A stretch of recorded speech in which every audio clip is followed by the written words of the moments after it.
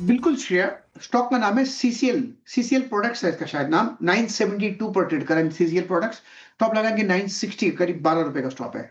Near term target 1000 का है, मेरे ख्याल से वहां तक जाना चाहिए। बेसिक चार्ट स्ट्रक्चर पॉजिटिव है सीसीएल। ओके, सीसीएल प्रोडक्ट है। प्रकाश सर की कॉल। चंदन, आपका ट्रेड क्या रहेगा?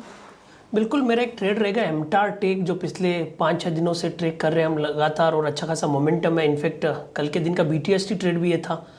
तो इस काउंटर पे मुझे भरोसा है, जिस हिसाब से वीकली, मंथली, ईयरली चार्ट में ब्रेकआउट हुआ है, इतना चला है तो हो सकता है थोड़ा कंसोलिडेट होके चले या हल्के से डिप में बाय करे तो बेटर रहेगा।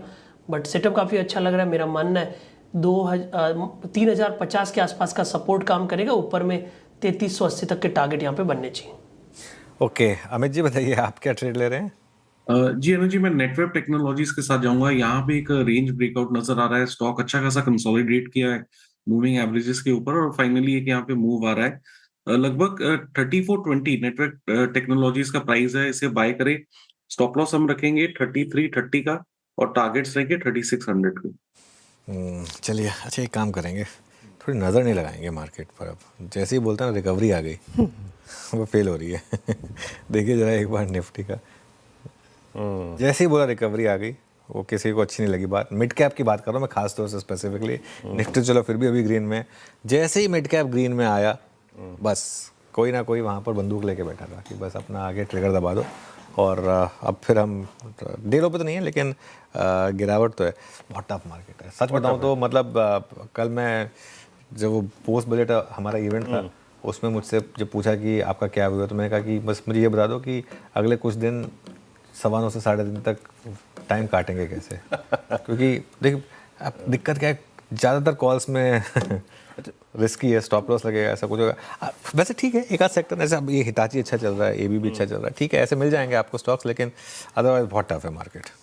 स्क्रीन दिख रहा है मुझे, मैं इतनी देर से हो गया नहीं सेंस कर पा रहा हूँ कि कौन स्ट्रेंथ को स्पॉन्सर कर रहा है ना। ठीक है, एलएनटी ठीक है, बट कोई दिग्गज आके अपनी स्ट्रॉन्ग प्रेजेंस अब तक फील नहीं करा रहा है।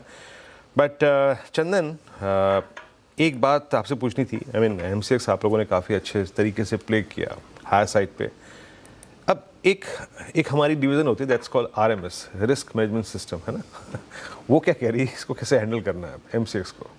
बिल्कुल, देखिए एमसीएक्स की बात करें उससे पहले हम प्रीशियस मेटल की बात करते हैं, क्योंकि जिस हिसाब से वोलेटाइल क्यूज हुए हैं, आप देखोगे एमसीएक्स में गोल्ड, सिल्वर सब पे मार्जिन बढ़े हैं, तो उसके चलते थोड़ी पोजीशन में उठापटक हुई है, और उसका क्लियर इफेक्ट यहाँ पे देखने को मिल रहा है। और दूसरा, कहीं ना कहीं जो एसटीटी आया है, उसकी वजह से कैपिटल मार्केट थीम को थोड़ा सा एक पोज मिला है, भले ही वो टेम्परेरी हो।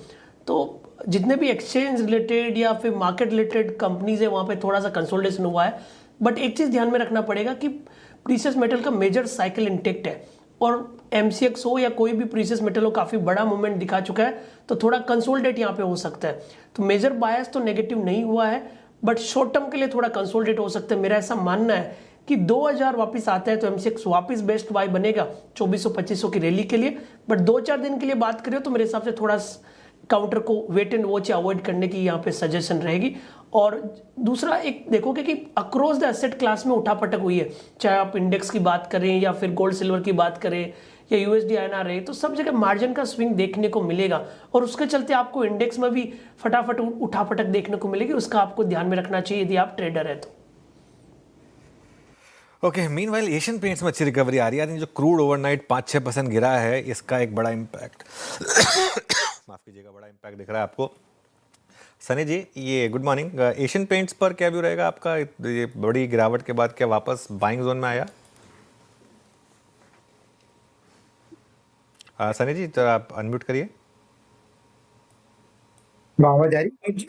हाँ, या गुड मॉर्निंग। और एशियन पेंट की अगर बात करें, थोड़े से ये क्वार्टर के नतीजे कहीं ना कहीं म्यूटेड आए थे, और पोस्ट म्यूटेड नंबर्स हमने देखा कि स्टॉक में करेक्शन हुआ, और अब लग रहा है कि may be closer to 2300 2400 I think risk reward थोड़ा फेवरेबल बनते हुए नजर आ रहा है।